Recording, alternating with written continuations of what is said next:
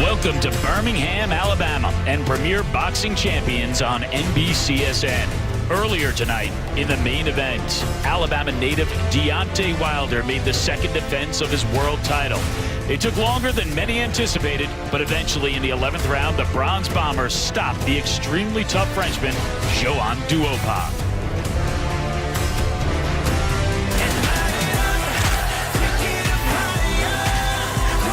The time has come for the heavyweight championship.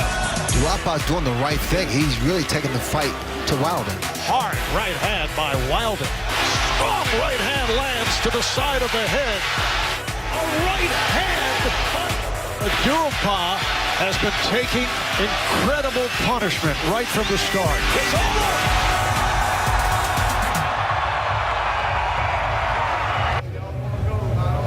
And now live boxing continues from Legacy Arena. We're just about set for another heavyweight fight between American Charles Martin and Vicente Sandez. Here is the Corona tale of the tape. This bout scheduled for 10 rounds. Both men are 29 years old, but Martin has the significant height advantage in this bout. As for the rules, well, no standing 8 count in this one. No 3 knockdown rule. Only the referee can stop the fight. Fighters cannot be saved by the bell. If the fight is stopped because of an accidental foul before the completion of round 4, it will be a no contest. Let's send you to arena announcer Michael C. Williams. Ladies and gentlemen, Premier Boxing Champions now presents 10 rounds in the heavyweight division. At ringside, your 3 judges, Terry Hogan, Bob Hutto, and Ron Moon, and the referee in charge of the action, Flynn Gerald. And now first introducing the red corner. He wears the red, black, and gold. His professional record, 13 wins with 4 defeats, 9 victories by way of knockout. Hailing from Baja California, Mexico, introducing Vicente Buffalo Sandez. And across the ring out of the blue corner, he wears the gold and black, impressive as a professional. He's undefeated with 21 victories, 19 by knockout, no defeats and 1 draw. Hailing from Carson, California, introducing Prince Charles Martin. You can give him an abbreviated one if you want to.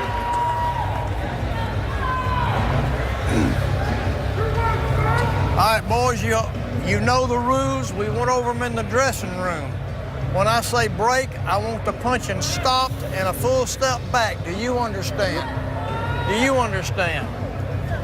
I want y'all to go to your corner, wait for the bell.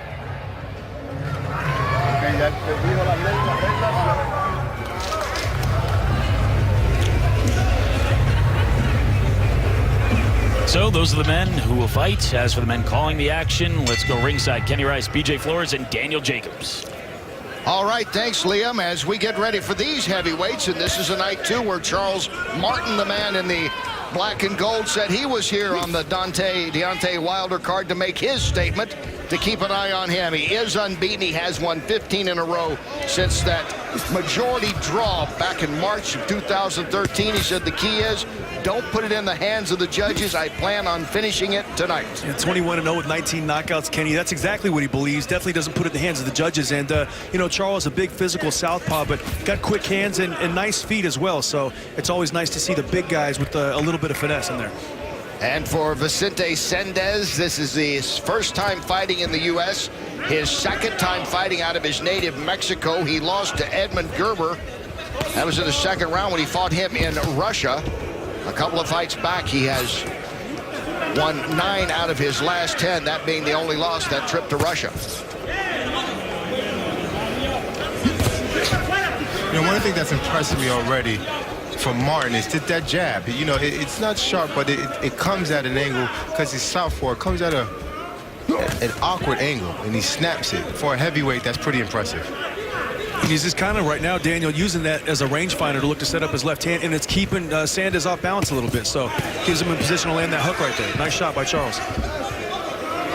Martin controlling the pace early. It was expected that he would do so. Very athletic, hadn't really planned on getting into boxing.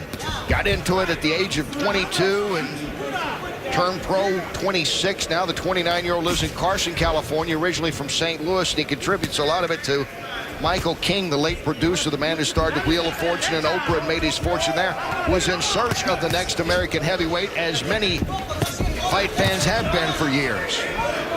Nice straight left hand by Martin a second ago, Kenny. You know, I like what he did. He kind of slid out of range, landed a nice left hand to the forehead of Sandez, and, you know, he's not doing anything spectacular in this first round, but he looks very comfortable in there so far. I talked to matchmaker Sean Gibbons from Top Rank, who actually made the fight with Sandez. He said, listen, Sandez, you know, he's nothing spectacular to look at, but he went away for 6 weeks to the mountains in Mexico. He knows that a win over Charles Martin will change his entire life and his family's life. So he really went to work very hard for this fight, and he's looking for an upset. So these guys have been waiting backstage a long time tonight, just in case, depending if the fights had ended earlier, that they would have been able to spring into action as a swing bout. So trying to stay warm and loose and get back into it. Martin certainly looks warm and loose. That's a nice shot there with the left. beautiful left uppercut by Martin on against the ropes there. And Martin closing out round one strong.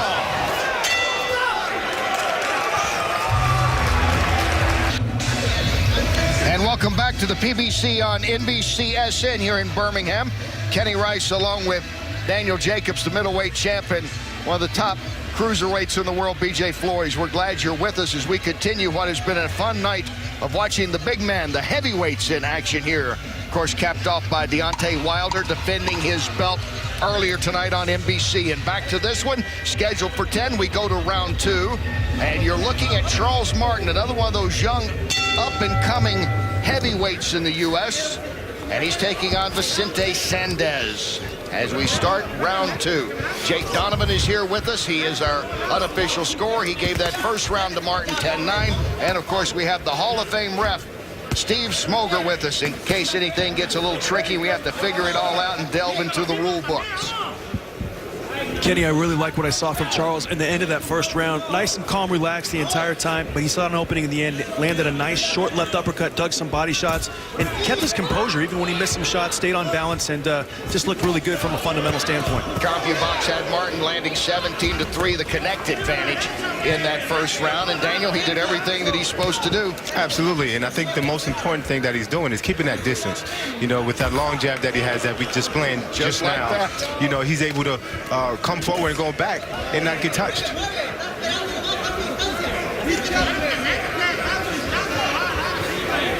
Very valuable weapon, that jab, as a heavyweight, Kenny. You can use that punch as a tool. You can use it to score. You can use it to set up other punches. Beautiful shot. Martin has knocked Sandez down. 5, 6. I don't think he's getting up, Kenny. 8. I don't know if he wants to get up, You okay? but he does. You okay? Third time in his career he's been knocked down. And Kenny, this is what Martin has shown, extremely heavy hands. It didn't look like anything crazy, but down goes Sandez, and surprise, surprise, Martin looking for his 20th KO. Sandez reaching and Martin trying to finish it off here in round two. Great body shot. Great investment to go to the body, I think. And again, he digs in with that right. Beautiful, beautiful punches inside by Martin there. And you saw, Kenny, he didn't load up. He just touched into the body, slid out of harm's way, and looking to do more damage now from the outside. Matter of time. 3 of his 19 knockouts have come in round two for Charles Martin. And Sandez trying to catch a second wind here after being knocked down. Great body work from Martin when he got Sandez hurt. I really like seeing that from a heavyweight. So easy when you got big power like Martin to really swing away and tee off to the head, but Martin remembered to invest the body. And also as a prospect, too, you want to see things like that from up-and-coming prospects. They're making early investments to the body because it shows experience. Good body shots from Sandez. Those look good to me, Daniel. Didn't look low. No, it was right on the belt line. I mean, it could have gone either way. Sandez took a shot, went down, and perhaps surprisingly has come back here in this second round. Charles. 10 seconds. Ticking down round two. Martin scoring a knockdown in this round. Charles Martin landing a beautiful straight left hand to the chin of Vicente Sandez. Very effective punch. Hurt him and he went down. And, you know, a little surprised he got up from that, Kenny. I think a lot of people are, BJ, as we start this. The third round is scheduled for 10 between these heavyweights. And Martin again lands, and again Sandez is down. 5, 6, 7, 8, 9.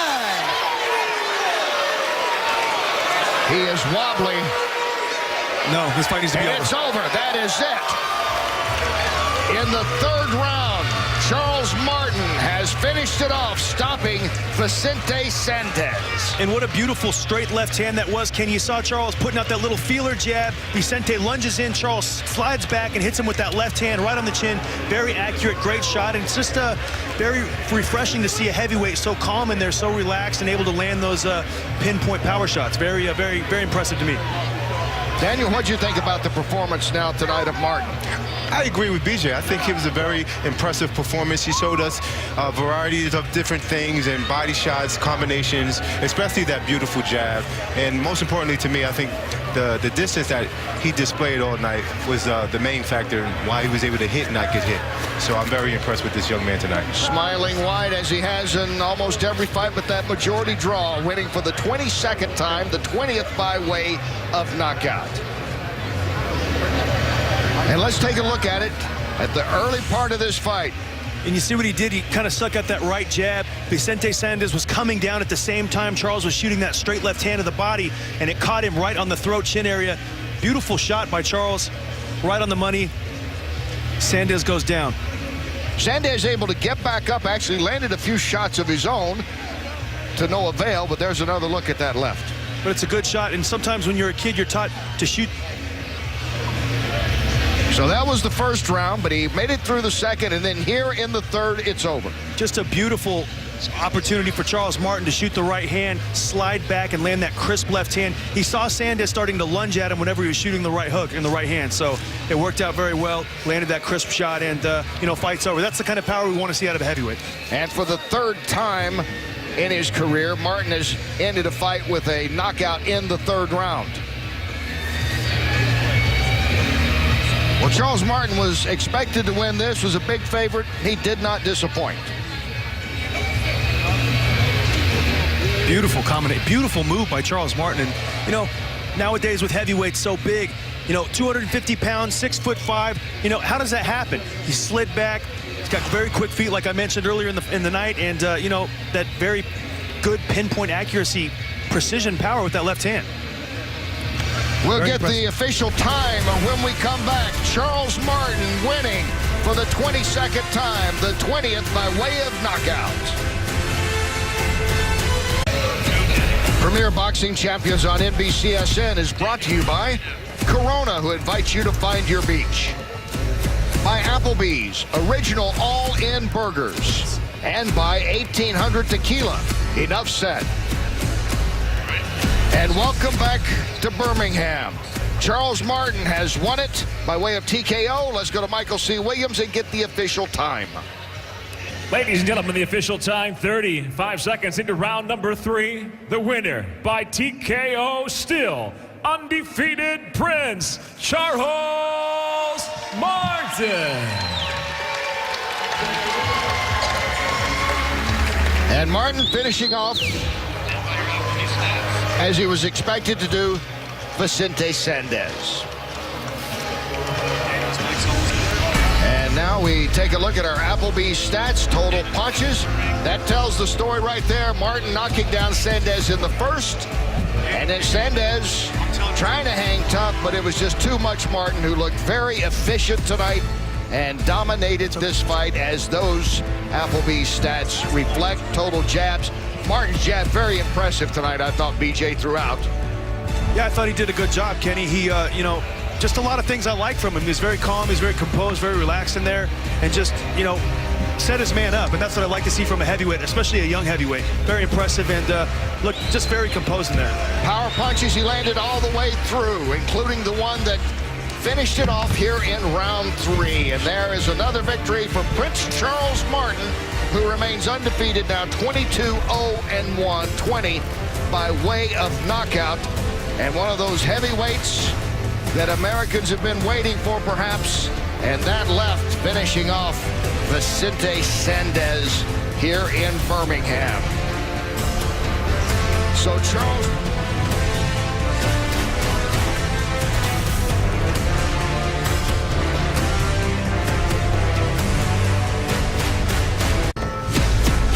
Premier Boxing Champions on NBCSN is brought to you by Corona, who invites you to find your beach. By Applebee's Original All-In Burgers and by 1800 Tequila. Enough said. Right now, though, let's go to Kenny Rice with the winner, Charles Martin. All right, thanks, Liam. Charles, congratulations. You remain undefeated. You continue on your hot streak. Tell me about this fight tonight, everything that you were trying to get out of it. I just wanted to... I didn't want to get it in one round. I didn't want to do it in one round, but just get the ring rust off. I haven't been in here 6 months, so. You didn't look too rusty. You did knock him down in that first round. Yeah.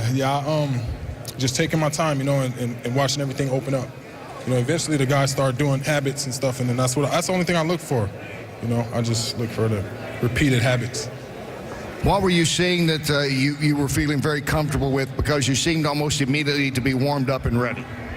I train hard for this. I train in the mountains, 6 to 8 weeks at a time, for every fight. I treat every fight like a world title fight, so I come ready. You said earlier to us yesterday, we talked backstage before the fight, which was a long time ago. In case you were the swing bout tonight, you might have to wait, and you did. But you said on the night that Deontay Wilder was defending his belt, you also wanted to show there were some more good American heavyweights that are up and coming. Where do you think this positions you right now, and what would be ideal next? Yeah, hopefully we can get Wilder. We want a world title shot. Me and my team. And as far as the team and getting you ready for this, not only this fight, but the way things have gone, because a lot's happened in a very fast time for you, considering you got into it a little late. Well, I've been boxing for 10 years. I've been boxing since I was 19. I actually started competing at 23. So, but I had the boxing in me since I was a teenager. And you started getting really serious, though, in the last few years as a pro, and it's been paying off. Yes, sir. Yes, sir. Absolutely. Went through that boxing school. They instilled the hard work into us, with the boxing school, the All-American heavyweights. Boxing school's paid off. Everything's been paying off. You're still undefeated. Congratulations, Charles. Thank you. I'd like to give a shout-out to my team, Michael King, rest in peace, Coach Jamal Abdullah, Henry Tillman, my promoter, Al Heyman, my manager, Mike Barreo. Yeah, I think we got them all. Team, my mom. And his family's here tonight. His mom's watching some of his family here to cheer him on tonight. Liam, back to you. Kenny, thanks so much, alongside Daniel Jacobs and BJ Flores. So, Charles Martin, he said he wanted to put on a fireworks show. We got a little bit of that early on. But earlier on tonight, the reason this place was packed was for Alabama's own Deontay Wilder. It took longer than we anticipated, an 11th round knockout over Joan Duopa. BJ, what did we learn about Wilder tonight? I think Deontay is still a very young champion. He's still learning a lot about himself, Liam. And I think what he showed tonight is that he can continue to have a consistent game plan and a consistent attack against a challenger who is very, very game and had a lot of heart. He continued to come to Duopa, and he continued to put pressure on Deontay. Deontay stuck with the game plan, continually broke him down, and eventually got him out of there, which was very exciting. And Daniel, we also learned a little bit something about Duopa's chin. Right, exactly. He showed tons of heart. He was there to fight, and Deontay Wilder knew that. Mentally, he knew this guy was stronger than anyone he's ever fought before, and that's exactly what Duopa displayed. He displayed that toughness, and he came in wanting to be the first French heavyweight champion of the world. Got to round 7. No one really thought it would go this far, and it looked at this point that Duopa was really hurt, but he was game later on. Yeah, he was. Liam, he had that European straight-up style defense where he just walked forward and was just trying to absorb the punches in Deontay. Deontay looked a bit winded maybe in the 8th or 9th round, but got his second wind, and once he loosened up and let those punches go, started taking that little step to the side once Duopa was covering up, he started finding a home for that left uppercut and that right uppercut, and that changed the entire fight. Well, you mentioned that he was a little bit winded, then he got his second wind. Well, he had enough air after the fight to sing happy birthday to his trainer. 2, 3. Happy birthday to you. Happy birthday